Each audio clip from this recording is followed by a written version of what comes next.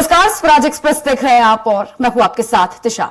Bulletin की शुरुआत करेंगे बड़ी खबर के साथ। बता दें, दिल्ली के मुख्यमंत्री अरविंद केजरीवाल दिनों के न्यायिक हिरासत में भेज दिया गया है। उन्हें तिहाड़ जेल में रखा जाएगा। केंद्रीय एजेंसी ने सीएम की 15 दिनों की न्यायिक हिरासत की मांग की थी, जिस पर राउज एवेन्यू कोर्ट ने अब मुहर लगा दी है। कोर्ट में पेशी के लिए ले जाने के दौरान केजरीवाल ने कहा, पीएम जो कर रहे हैं ठीक नहीं कर रहे। केजरीवाल की कोर्ट में पेशी से पहले तिहाड़ जेल में मीटिंग भी चल रही थी और कथित रूप से यह भी तय किया जा रहा था कि उन्हें तिहाड़ में किस नंबर जेल में रखा जाएगा।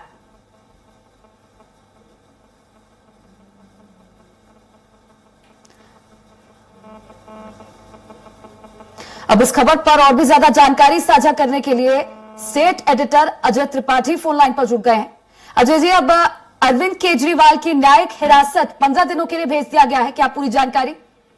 देखिए, निश्चित रूप से केजरीवाल को आज न्यायिक हिरासत में भेज दिया। कोर्ट का फैसला है, कोर्ट ने जमानत नामंजूर करके उनको तिहाड़ जेल भेजा है। इस पर कोई टिप्पणी नहीं की जाती, लेकिन ये अगर पॉलिटिकल एंगल से देखा जाए तो भारतीय जनता पार्टी का जो भी मतलब ईडी जिस तरह से काम कर रही है, जो हम लोगों को समझ में आ रहा है कि इतना बड़ा इशू नहीं है जिसमें सिर्फ पूछताछ के लिए उनको नजरबंद भी किया सकता था, उनको बाकी उनके आने जाने पर रोक लगाई जा सकती है। केजरीवाल वो व्यक्ति हैं जिनको सर्विलांस पे ले सकती थी, अगर चाहे ईडी चाहे या बाकी एजेंसियां सेंट्रल गवर्नमेंट की, वो चाहें तो केजरीवाल के सारे फोन टेप कर सकती हैं, उनको सर्विलांस पे ले सकती हैं, चूंकि अभी जांच के दायरे में है। कोई भी कदम उठा देता, पर किसी भी पॉलिटिकल पर्सन को इस तरह से अगर इंटेंसली अगर किया जा रहा है तो ये भारतीय राजनीति के लिए उचित नहीं कहा जा सकता। हालांकि जांच में जिस अभी तक कुछ भी खुलासा नहीं हुआ और बार बार कोर्ट में ईडी ने कोर्ट में ये भी कहा है कि जिनका जो आईफोन है वो उन्होंने उसका पासवर्ड नहीं बताया है और पासवर्ड ना बताने की वजह से वो खुल नहीं पा रहा, और इसके वजह एप्पल कंपनी जो है उसके पास भी ईडी गई थी, वहां से भी अभी इसको कोई संतोषजनक जवाब नहीं मिला है।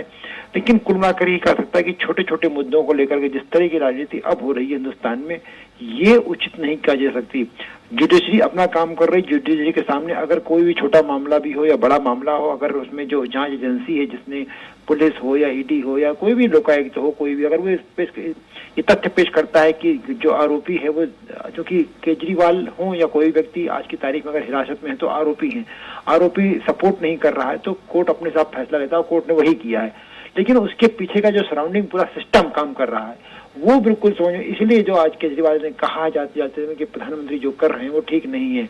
लेकिन ये तय है कि जो मैसेज देने की अगर सरकार कोशिश कर रही है कि इस देश में छोटा व्यक्ति हो या बड़ा व्यक्ति हो, कोई भी सिस्टम से ऊपर नहीं है, कोई कानून से ऊपर नहीं है, तो एक वो हो सकता है। लेकिन सवाल यही है कि चुनाव के समय पे आम आदमी पार्टी एक बड़ी पार्टी के रूप में भर रही है और आम आदमी पार्टी को लोक हास्य पर करना ये उचित नहीं कह सकता। और इससे निश्चित रूप से अब लग रहा है, आज कल का जिस तरह रामला मैदान की रैली की भीड़ थी उसको देखते हुए और आज जिस तरह केजरीवाल के वहां जाने पर तिहाड़ जेल में तैयारी की जा रही है, लग रहा है कि इसका मनोवैज्ञानिक लाभ, इसका जो एडवांटेज है वो बीजेपी को कम मिल पाएगा, क्योंकि अब धीरे धीरे लोगों का रुझान केजरीवाल की तरफ बढ़ रहा है और एक इमोशनल अटैचमेंट पार्टी के साथ सकता है। लोग जुडिशरी का मामला छोड़ करके, जेल के नियमों का हवाला छोड़ करके, सब कुछ हटा करके बात पे कंसंट्रेट हो जाएंगे कि जानबूझ करके केजरीवाल ने ऐसा किया गया है और सरकार को इससे बचना होगा। जी बिल्कुल अजय जी, ये तमाम तरह की बातें हैं, लेकिन इसके साथ ही अब तिहाड़ जेल में चर्चाएं शुरू हो गई हैं। मीटिंग्स हो रही है कि अरविंद केजरीवाल को किस नंबर जेल में रखा जाए, बात यहां तक पहुंच गई है। निश्चित तौर पर यह भी कहा जा सकता है कि इस सबके जरिए बीजेपी आम आदमी पार्टी पर मनोवैज्ञानिक दबाव बनाने की कोशिश कर रही है, चुनाव से ठीक पहले। केजरीवाल आफ्टर ऑल दिल्ली जैसे राज्य के चीफ मिनिस्टर हैं और आम आदमी पार्टी कई हिंदुस्तान में एक आज की तारीख में थर्ड फ्रंट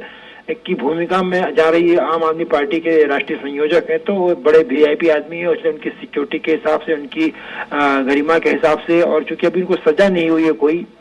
सजा याफ्ता नहीं है किसी भी तरह, न ट्रायल में है न किसी तरह की सजा में है, तो ऐसी स्थिति में स्वाभाविक रूप से उनके लिए तिहाड़ अगर भेजा जा रहा है तो निश्चित रूप से तिहाड़ का जो प्रशासन होगा एक नए अलर्ट के साथ, क्योंकि वहाँ बहुत सारे कैदी अलग ढंग के होते हैं, तो केजरीवाल जैसे